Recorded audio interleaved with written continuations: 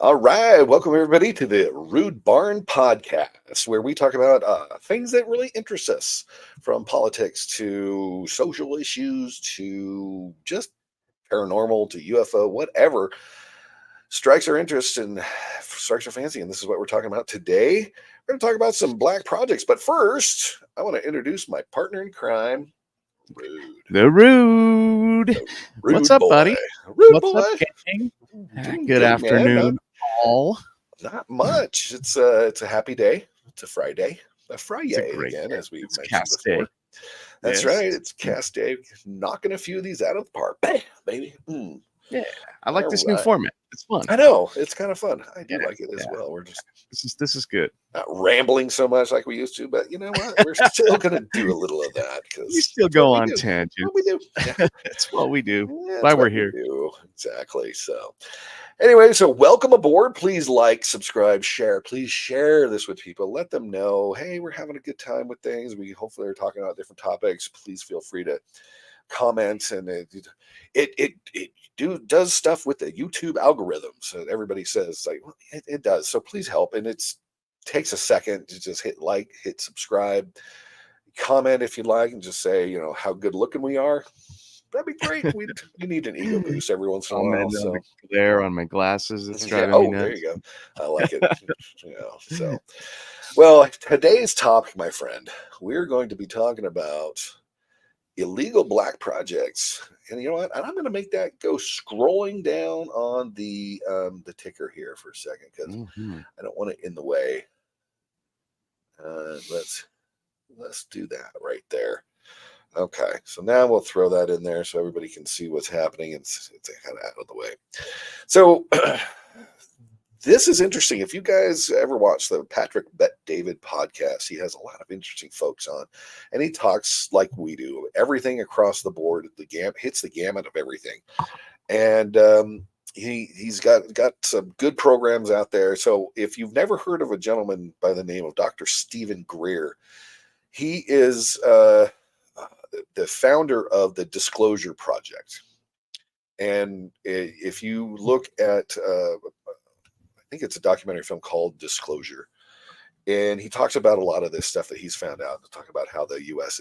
government is hiding this information, keeping this information secret from the American public and the world, basically, and talks about a lot of really cool stuff. And anyway, if you're ever wondering where all your taxpayer dollars go, other than to places like Ukraine, Gaza,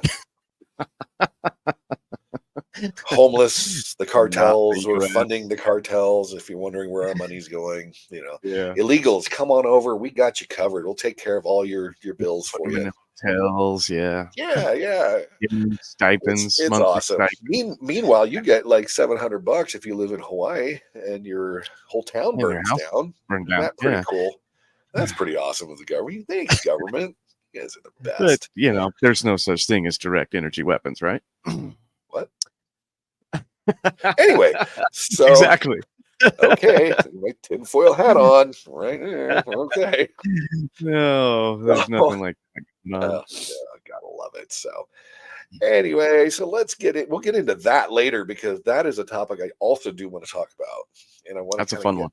I definitely want to revisit the whole Lahaina Maui fire thing and the directed energy weapon conspiracy that may or may not be a theory. And we can't quite say it's fact yet. Yeah. What's that? We can't quite say it's fact yet. I think it'll come out of the closet though soon. But directed energy weapons are fact, and they have videos from the military demonstrating their capabilities and what they were able to do and shoot out drones out of the sky over the oceans, stuff like that. Say, oh yeah, that works. It's really weird. Imagine that. So yeah, it's bizarre. Our government's awesome. DARPA. I want to get into DARPA as well. That'll be another illegal project. It goes right into probably what he's going to talk about in here. Because DARPA has come up with some unbelievably awesome inventions for America, for the world, that has made our lives a lot better. And here's the thing that people don't realize about is that everything that's good can have a nefarious purpose built into it as well. Mm-hmm. A lot of military, and I think you know this, Rude, a lot of military technologies were developed to help the men on the battlefield, men and women on the battlefield, and then have been utilized later on for civilian use. Well, and a lot of those technologies never even made it to the battlefield, and that's True. a True. scary thing. Yeah. So it's quite interesting. But one of my favorite military inventions that has been used for civilian use is the Hummer. That's right. It's nothing better than driving around a military vehicle around the city, and then now they've changed it to be, a $400,000 vehicle that you can drive around the streets of America. LA. The best invention ever. So Yeah. I'm totally kidding. Hummers are awesome on Battlefield, but anyway, enough of that. Let's get into this with Dr. Stephen Greer on the Patrick Bet David podcast. Patrick Bet David is awesome. I love him. And he talked with Dr. Stephen Greer here, and I think you will be hopefully fascinated by this. We'll again run this through. It's about 10, 11, 12 minutes long, but it's got some interesting information. I haven't really seen it, so we're going to go through it together. So let's check it out. Powerful people that even Barry Goldwater couldn't get up to, and President Carter couldn't get up to. President Trump is asked the other day by Logan Paul about UFOs. His answer was very generic. This one man told me that there are things up there, but, he wasn't really given the answer. Well, no, I mean, because, as one president said, I'm only the president. Oh, there was some, and that's true. I mean, it's like the comedy, but that needs to change. Now, there are people I know who are very good friends with Mr. Trump, and I actually met with Mr. Biden when he was chairman of Foreign Relations Committee back a long time ago, but he wouldn't touch this with a 10-foot pole. And who is the most powerful person in America? Oh, I don't think anybody would probably know their name. That's right. Yeah, they're sort of. That's the best answer. Things, but certainly people on this committee, like deep state establishment people. Now, here's the lineage.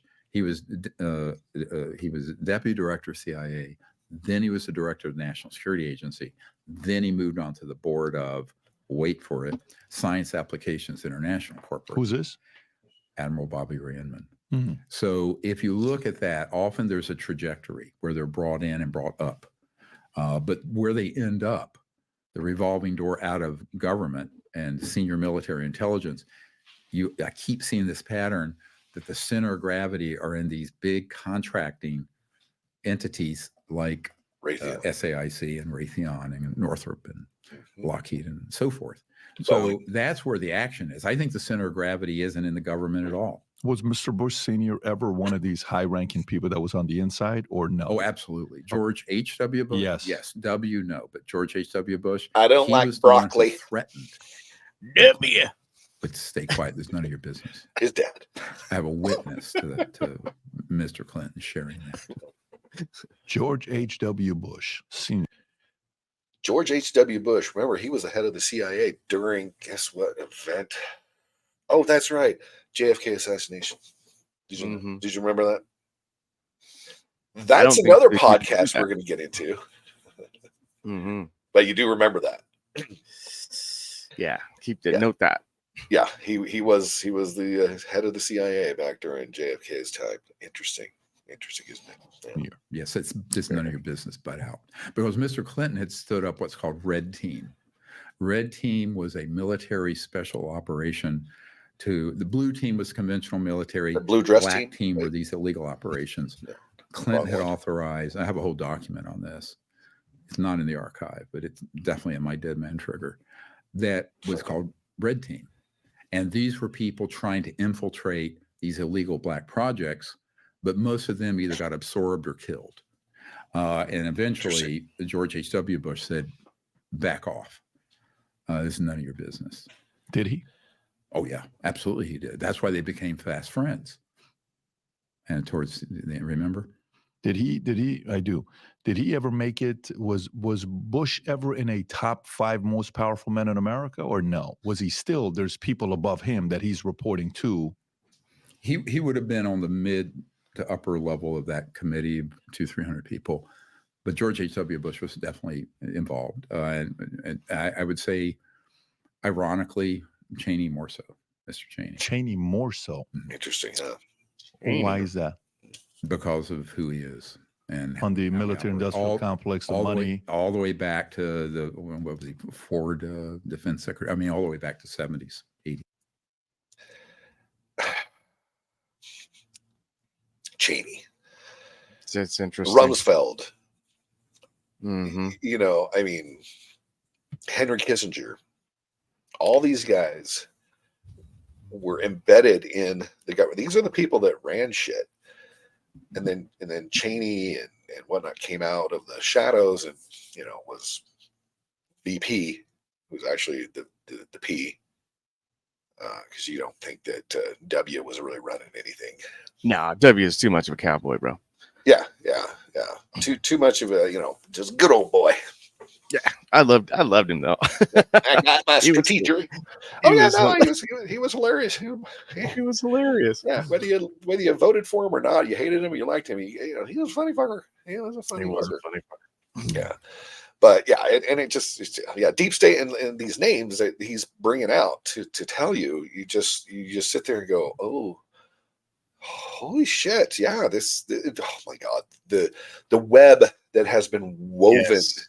way below the surface is unbelievable. It all starts to make sense, and the thing is too, it's right in front of our faces. It's blatant. Yeah, they're not even trying to hide it anymore.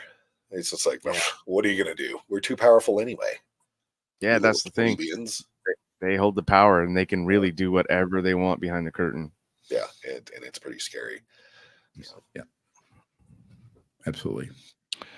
How powerful was Kissinger? Was he anybody? Very. Oh, yes. Okay, And- above a Cheney. Sure, absolutely. So he was one of the 200. Sure, yes. Mr. Kissinger, yes. Didn't he just your die at opinion like on him? 99 or 100, or is he still alive? It's I can't unfortunate. remember. I mean, I think he's a very Cheney, brilliant man, Kissinger? but Kissinger? he I think moved he us is in a the lot of past. corrupt directions. Yeah, And but he was like harmful 100 or directions. 99. Such a- Oh yeah. I think it was This like issue 100. for one, because and I still don't wanna involved I mean, he's passed away. up until Oh, yeah. I don't speak too badly of him, but yeah, I think he would have been way high in that pecking order, but was very interested in, I hate to say this, subverting American power for global power. So this is a pattern you see. And it's not that I'm against, international relations or all that, but there's a concerted effort, in my opinion, to subvert and make subordinate American power and interest to some of these global schemes and agendas. And Kissinger was really one of the original architects of that.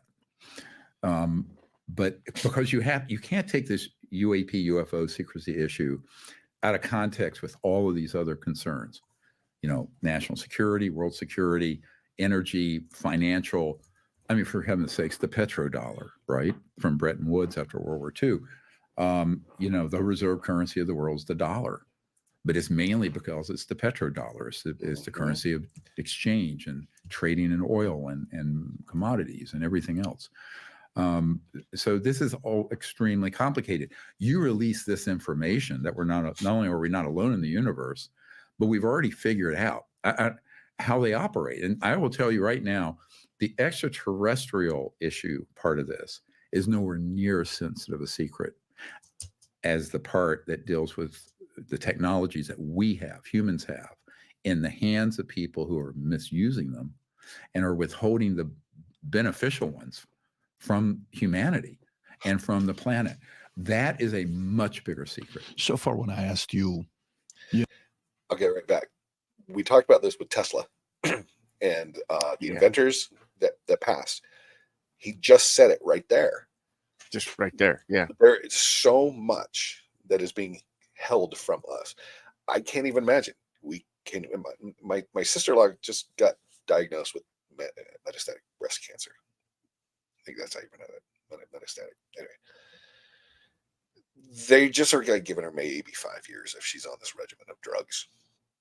So this is kind of personal and really hits home to me and my wife and the rest of the family, of course, is do they have these cures for things like we talked about before? It's better for Pfizer and Moderna and these assholes to keep you on a regimen every month of drugs financially or for them than to actually cure you. And I look at there's no money in the cure.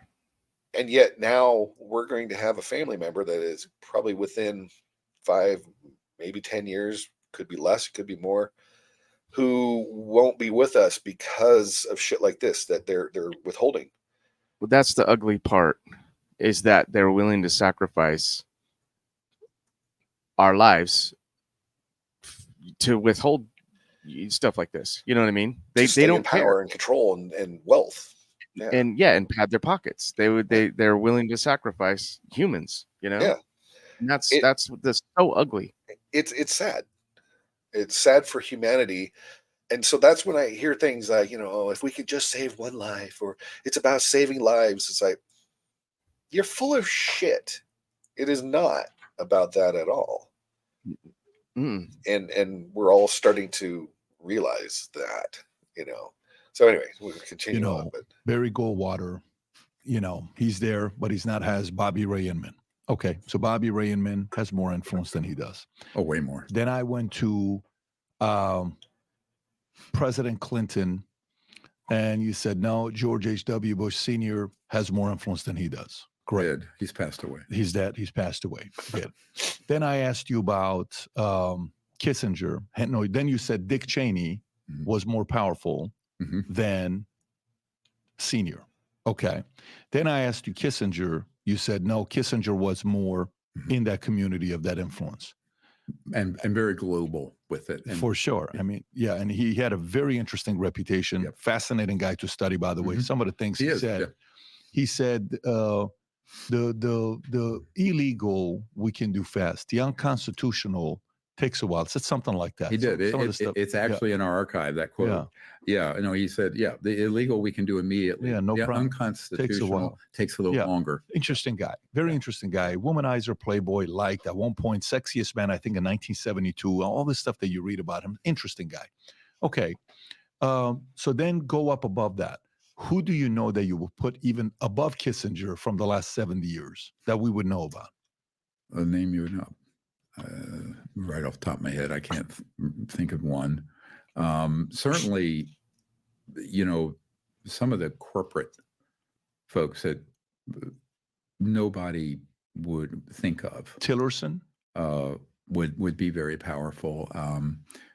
Jack Welch of General Electric. Jack Welch.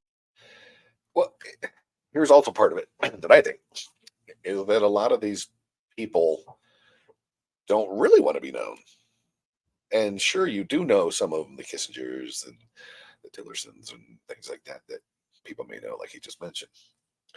But I think a lot of these people just love to be behind the scenes. They love to be the man behind the curtain, the wizard, the wonderful wizard. And so they like to kind of keep everything, it's like, I'll still run the world. Don't know who I am. I don't want you to know who I am. Well, I wouldn't want to be known either if I was doing horrible shit like this, Oh, yeah. Yeah. It's amazing. Yeah. It's crazy. Welch you would put ahead of. Very high up. Now, at a certain point, it's not a pecking order. They collaborate. And I think what I understand, that committee collaborates and it sort of squabbles. But, when I was first told about it, back in the early days, used to talk about there were these documents that got released called the Majestic 12. I just was going to say Majestic 12. And nobody Area knows if they're 51. authentic or not. I think they are largely authentic. But what's not in dispute is this NRO document from the 90s. And one of the compartment operations is MAJI, MAGI, or sometimes you'll see MAJIC. And it stands for the Majority Joint Intelligence Committee. And that is the group that is a joint entity. on the U.S. end of this that deals with this subject. And that is in the document. You can pull it up. It's the National Reconnaissance Office document, Nellis Air Force Base, 1991. Can So you pull up Majestic 12, Rob? I just want to is this Majestic 12? Nellis, part Also of the known as Magic 12, is Area a 51, the S4 purport, range. organization that represents UFO conspiracy theories. The organizations claim to be the code name of an alleged secret committee of scientists, military leaders, and government officials formed in 1947 by an executive order by President Harry Truman. I'm sorry, what year was that formed? Yeah. 1947? 47. What significant event happened in I can't remember. There's something out there.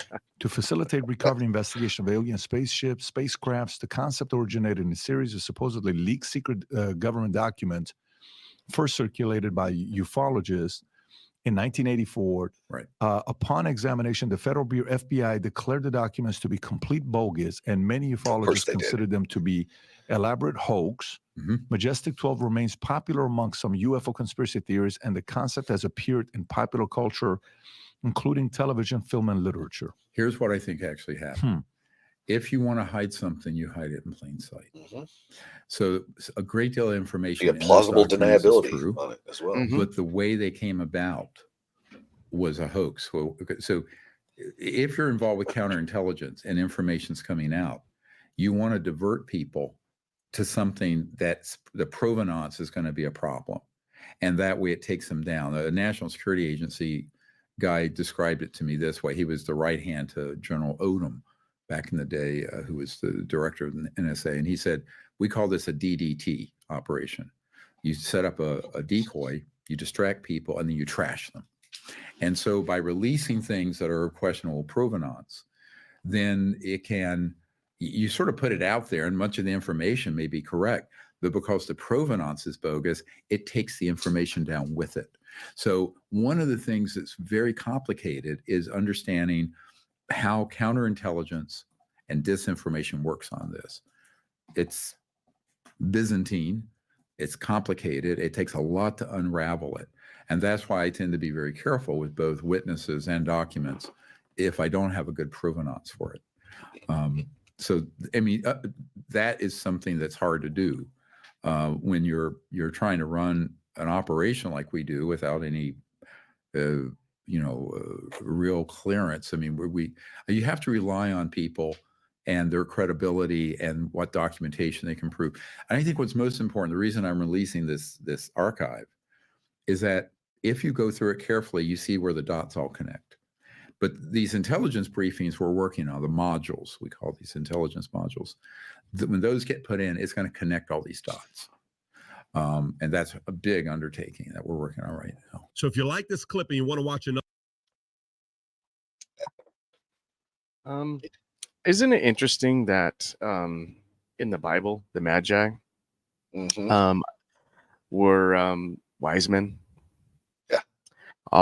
Even rulers or kings, I mean, taken from the Greek origins. Isn't that interesting? Yeah. Rulers and kings. It is very interesting, isn't it?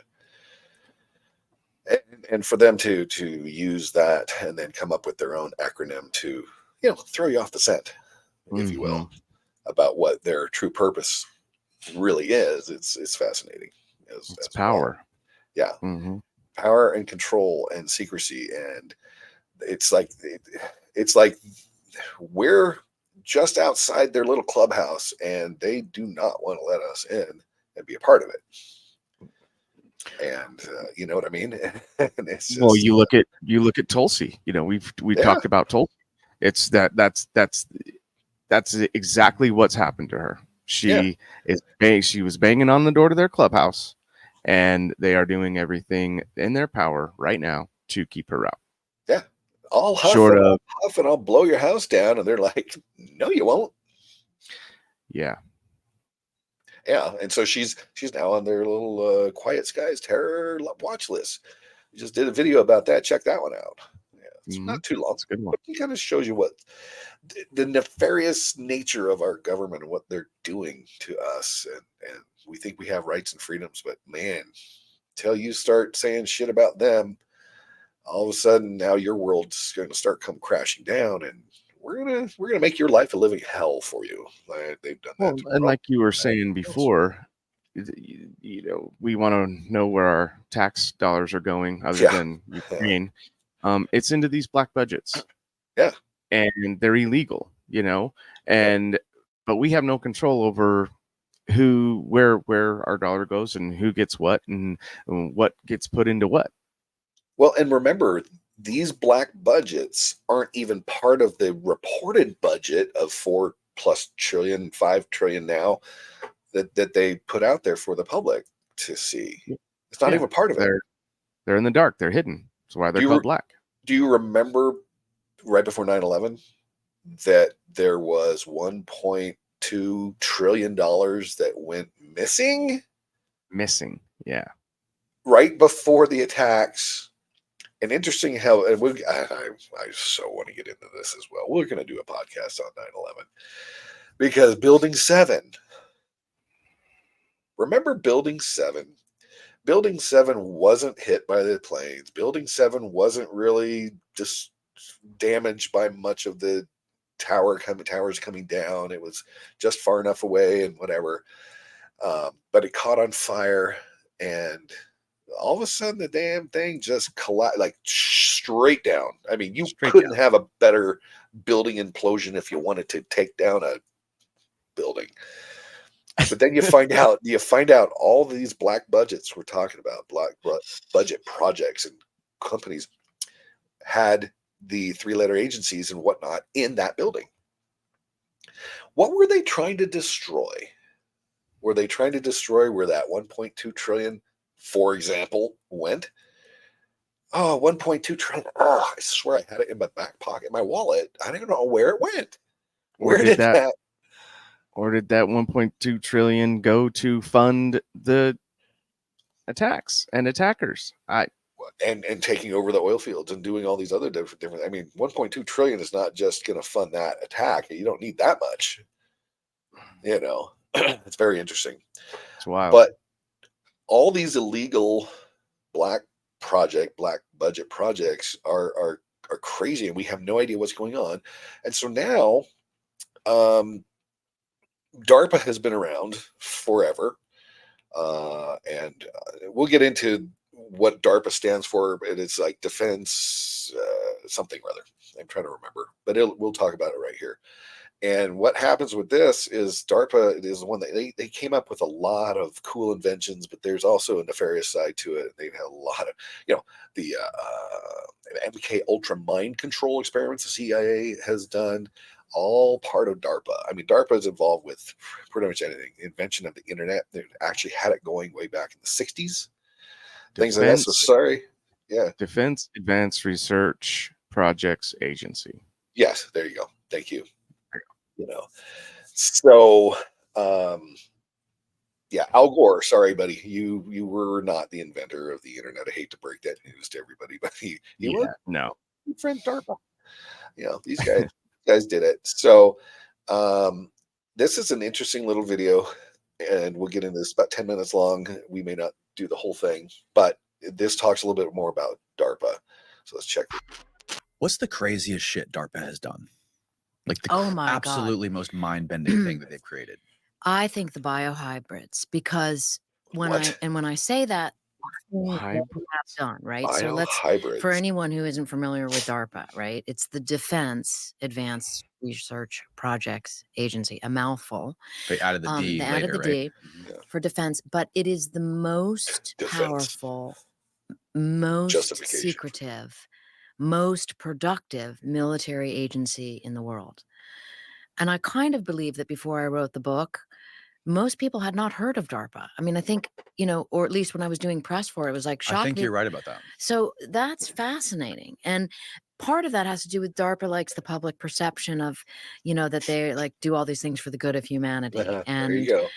Actually, we know from the declassified documents again, or actually this was not declassified. This was the statement by the first SecDef at the time, the SecDef at the time that the DARPA was created, Neil McElroy. an advertising executive who became a Secretary of Defense. Interesting. He said he went to Congress to get the funding, and he said this agency is going to create the vast weapon systems of the future. That is what DARPA does. They are always 20 years ahead of anything that you or I know. So any technology that is like, what the hell was that I just saw and you're not supposed to have seen? That's DARPA. They were right? doing Neuralink in the 90s, right? They are always doing things 20 years Yeah. before you know about them, because Mhm.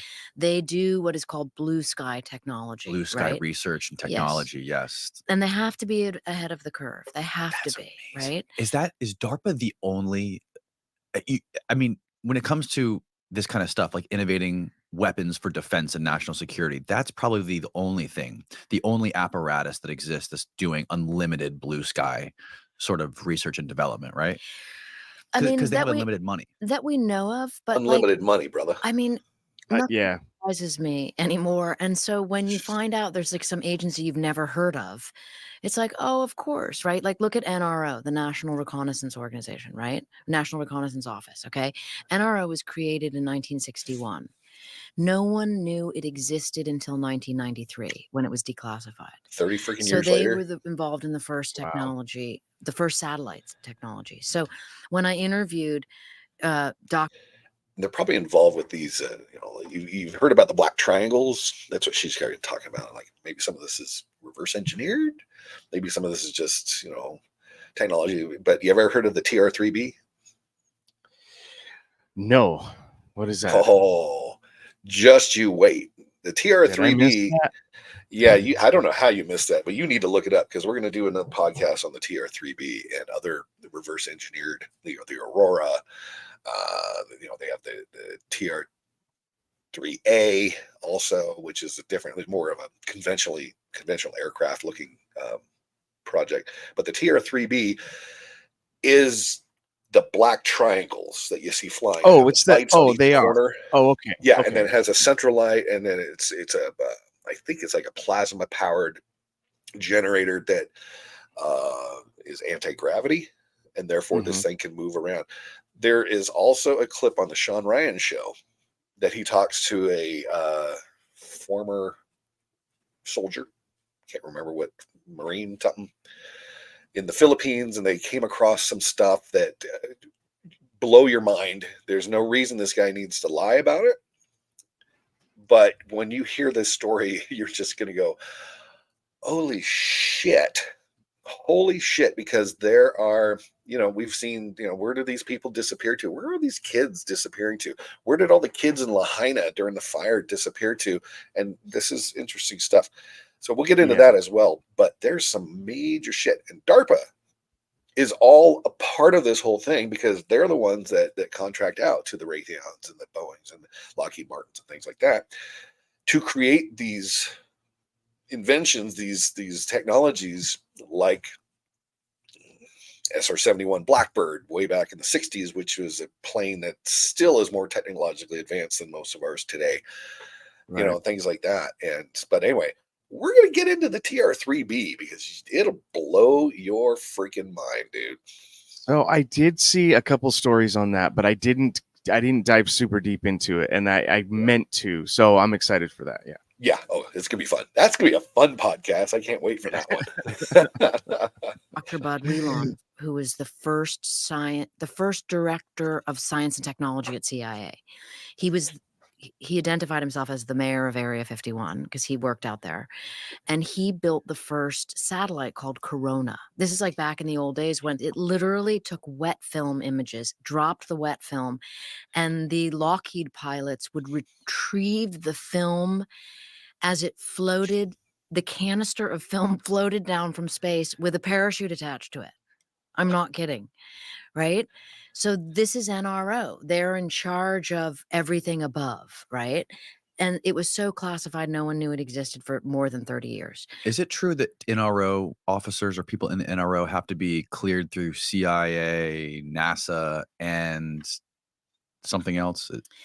That I don't know, Okay. but I do know they have their own Air classifications Force, that's on what it things. was. Yeah, I mean they all kind Oh, of I'm sure it's work major with security, one another for one another. Okay. You major know, background checks, Um, everything. I mean, one of the guys I interview in Nuclear War, Richard Garwin, who designed the thermonuclear bomb, drew the plans for Edward Teller, right? When Edward Teller couldn't figure out how to actually make the bomb explode, Mhm. Richard Garwin drew the design that allowed it to, right? He's 93. He's This is science, everyone. Remember, follow the science. Remember that. Science is always good, except when science is not. Yeah, except Right? when it's nefarious. All these Except when people it's that nefarious. yeah, trust the science. Science doesn't lie. Right? Science saves lives. Well, science also destroys. If you've watched Oppenheimer, the movie, or documentaries Yeah. on him and things like that, come on, yeah, great movie by the way. a major source Yeah, for great movie. nuclear war in my book, right? He was one of the founders of NRO. So they all work part and parcel. Mhm. But the point of this, when you say, is DARPA doing the most advanced technology? Maybe, but maybe there's another organization like NRO. I mean, Right. people forget there are 17, The at web least 17 eats- intelligence agencies. It's not just CIA. So, 17? 17. I mean, Google them, look them up, right? That's why there's now a director of national intelligence. So Right, there right, are, right. Unbelievable. there are, and I think that to stay ahead of the enemy, air quotes or not air quotes, to stay ahead, the federal government is always playing not just chess, but move the magic balls, right? And what's under what hat. And so things need to be hidden so that secrets can be kept. When the F-117 was retired, I went to the ceremony with Ed Lovick, the grandfather of stealth technology, right?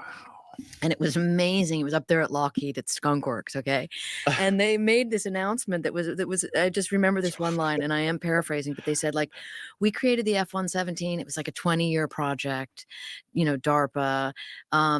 And for 20 years, I think there were 10,000 people cleared on the program. This is what the guy was saying that was giving this speech. And he said, Lord. Wow. and no one leaked it.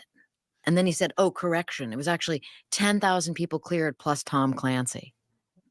What? Oh my revealing God. revealing that, Tom Clancy had the in with the Lockheed guys. And that's where he got a lot of his secrets. Interesting. Yeah.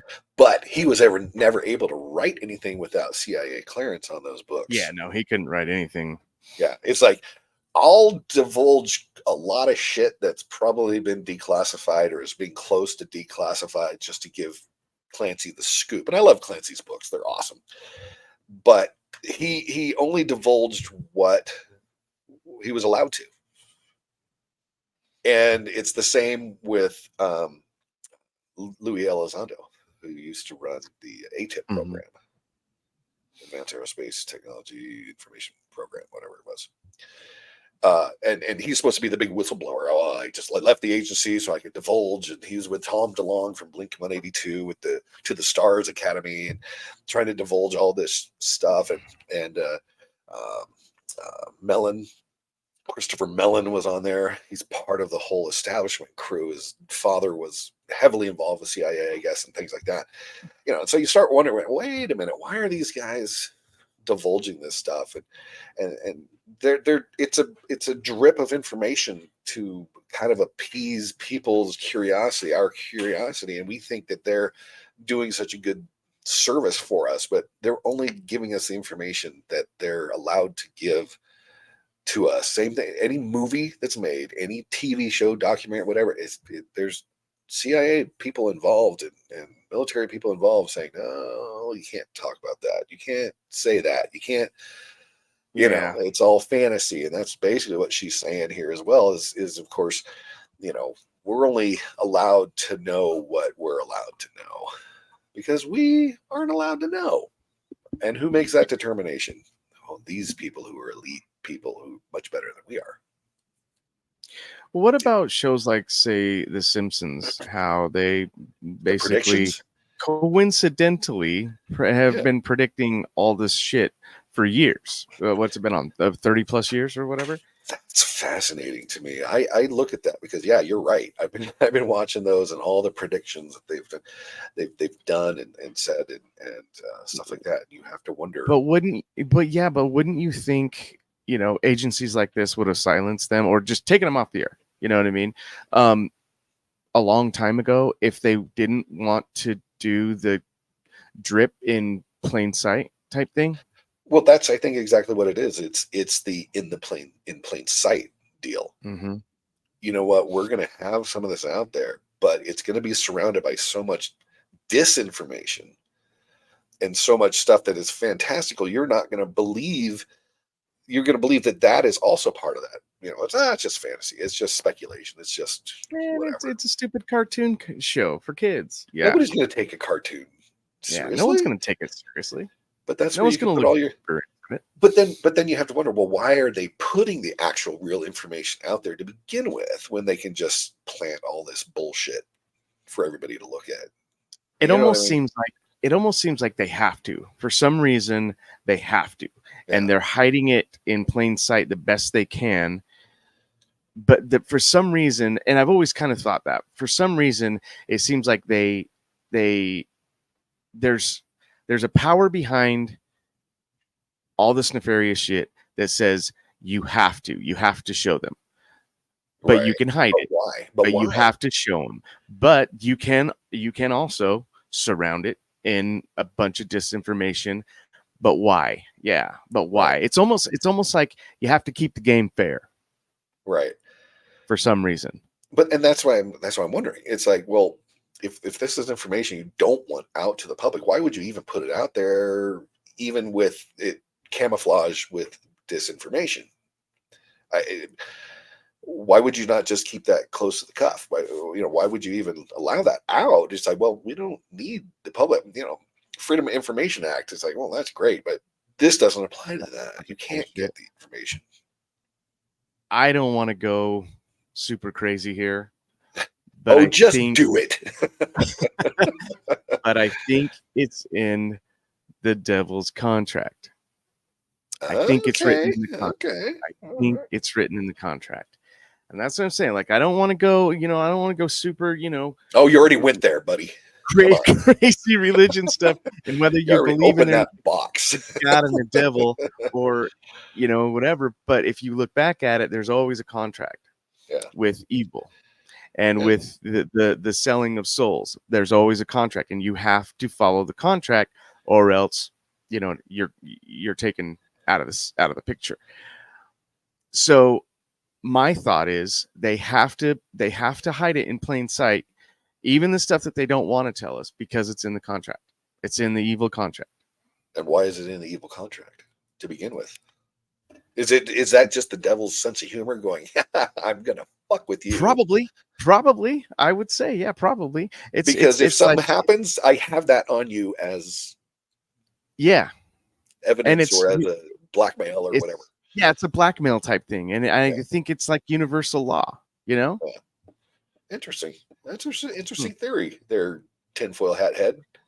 I like it. It's I think about this stuff, bro. Apparently. Yeah. No, I do too. I'm just giving you shit. But yeah. All right. Let's finish this off real quick and then we'll end this podcast. But we could go on forever. I love this shit. Oh yeah. We could go on all day long. Yeah. One of the most interesting things I thought about the DARPA book also was that they were inviting science fiction writers to meet with them. I think one of them was the writer for Terminator. No. That was me going to the Pentagon on that was reporting trip, right? Oh, okay. But they did. But yes, to your point, they did after 9/11. The government, remember that statement? You're too young, but after 9/11, there was a statement that was kind of an echo throughout. It was in the zeitgeist that 9/11 was a failure of imagination, right? That no one could foresee that terrorists could hijack airplanes and fly them into buildings, except for Tom Clancy. And so that led DARPA to hire science fiction writers. This is like an anecdotal project for DARPA. I mean, it's like a nothing burger, but it was really interesting to me because they hired science fiction writers, a couple of whom I interviewed, to kind of sit around a round table and come up with the craziest ideas they could, of terrorist attacks and of surprise attacks, to then try to game out how they could defend against them, which is not a bad idea. On that reporting trip, when I went to the Pentagon, I brought with. They do the same thing with the viruses. Well, we got to come up with the most evil virus we can, so we can fight it. So we can fight it. Yeah. Come up with a virus that would never happen naturally in the history of the world for hundreds and hundreds of years of evolution, but you're going to create a virus that would be hugely fatal, possibly. Fatal, yeah. So you can come up with the solution. And why would you want to come up with the solution for it? I wonder what that could possibly be. That green stuff with that me, feels good Chris in your Carter, wallet. as I was saying. Exactly. We were working on Area 51 as a television show at the time, and also Gail Ann Hurd, who co-wrote The Terminator with her then husband, James Cameron, but who was also the producer on The Walking Dead, right? And when we went into the Pentagon, it was wild because, and again, this goes back to that idea that people are just humans with, I mean, of course they're humans, but what I mean is we're all just like people with like, spouses at home and animals and pets and kids and things, because bringing those two to the Pentagon was like bringing Brad Pitt to a Girl Scout party, right? I mean, it was no longer Annie, put your pen away, which it usually is. Like, no one lets me take notes at the Pentagon because then they can't go be on the record, right? It's just background. Right. And it was, and we had our cell phones out. We were taking pictures. The generals were like, "Come in here, hide the classified stuff." I write about this in the book because it was so astonishing. And Chris Carter had created the character of the Smoking Man for the X-Files, which is the quintessential boogeyman, the government boogeyman, right? Who's always smoking and is up to no good, right? He's sort of like the embodiment of conspiracy. And and I think wasn't the X-Files, like you're saying, the part of the contract, it was their way of getting that information out to people. A lot of it was true and a lot of it was sensationalized, but you didn't know which was which. And it just made you just what, okay, wait, okay, I could see that as a plausibility, but was it a probability or was it, and so then your average person who doesn't question everything, right? Just kind of writes all of it off is fantastic. You know what I mean?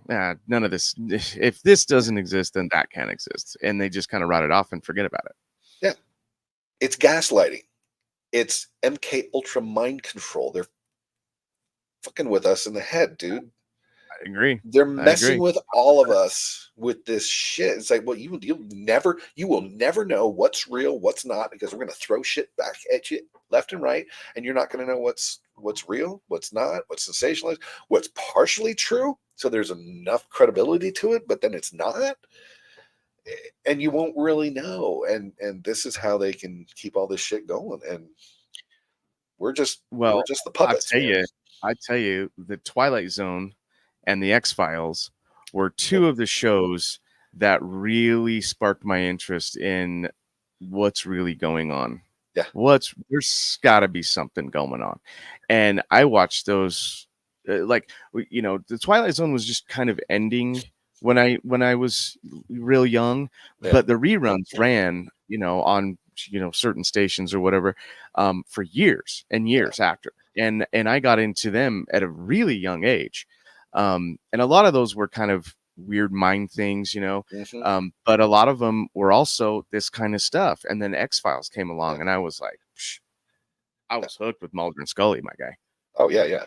And now you got Black Mirror that's been out. It's a kind of the next edification or the next evolution of the Twilight Zone, and then they had, what was the other one? Night. It was one, right? It was also Roddy, what's his name, who hosted it?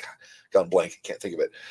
But yeah, but that was it. And then now the Black Mirror is the same type of thing. Is all that information getting out there? But yeah, X-Files was just unreal about what they were doing. It's just, but you didn't know what was true, but there was a lot that was, and they just put it out there, and then they had the Smoky Man, and It's really crazy. Generals loved that. And then Gale having co-written The Terminator with Skynet, the generals loved that. And I found that both comforting and terrifying. And so did Chris and Gale. Right.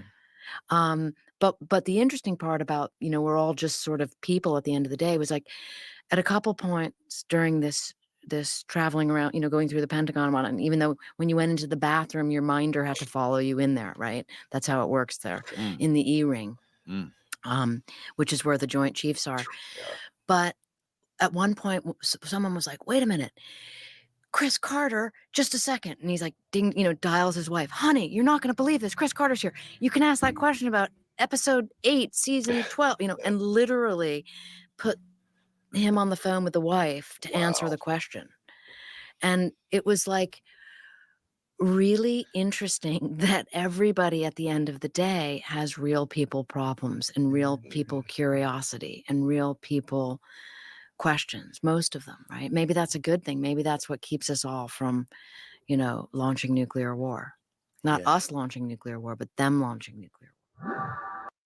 Fascinating. I love her. Annie Jacobson is awesome. She's got I would love, she'll never interview with us unless we happen to get a huge audience, which we'd like, subscribe, and share. So maybe we can get these types of audiences so we can get people on there like this. I've got a good buddy who's in counter intel who wants to come on our show, and he's got a lot of inside information of a lot of this stuff. And we're going to get him on the show. We'll have to do it probably on a weekend when he's able to actually do it as well. Maybe Saturday morning we'll get on. But I'll get a hold of him and we'll talk about different things. So we'll have to come up with the good topics that he's able to discuss with us. That he can actually talk about. Because he's involved with a lot of former CIA partners that he's had as well. So, but this is all fascinating. We're going to do a lot more things like this because I love this shit. I do awesome. too. It's the absolute best. And it's nice to break away from all of the crap that we're dealing with in the world with the politics and the election coming up and all this shit. It's kind of nice to take a little break from all that, do stuff like this. That's really fascinating. It's really the stuff that we like to talk about and throw our opinions about. So there you go. Right. That's great stuff. Yeah. So thanks again for watching, and please like, subscribe, and share with your friends. And don't forget to go to our Etsy store for our various types of merch that we've got available. A lot of fun stuff. Etsy.com/shop/the Rude and check all that stuff out. We're trying to fund this so we can actually do more things and have a lot of fun with this and continue with the topics that interest us that hopefully interest you as well. So and that's another thing too. We like to get our audience involved as well. So sound off in the comments, and definitely. If there's something that you're passionate about that you may want us to bring up on the show, then pop it in there, and we'd love to talk about it. Yeah, absolutely. And if we can get some experts to come on and with us and talk about it, like we will with my counter intel buddy, we'll do that as well, and all of that. So thank you again for joining us, and look forward to seeing you on the next podcast. Have a good one, everyone. Question everything, gang. Question it all. See ya.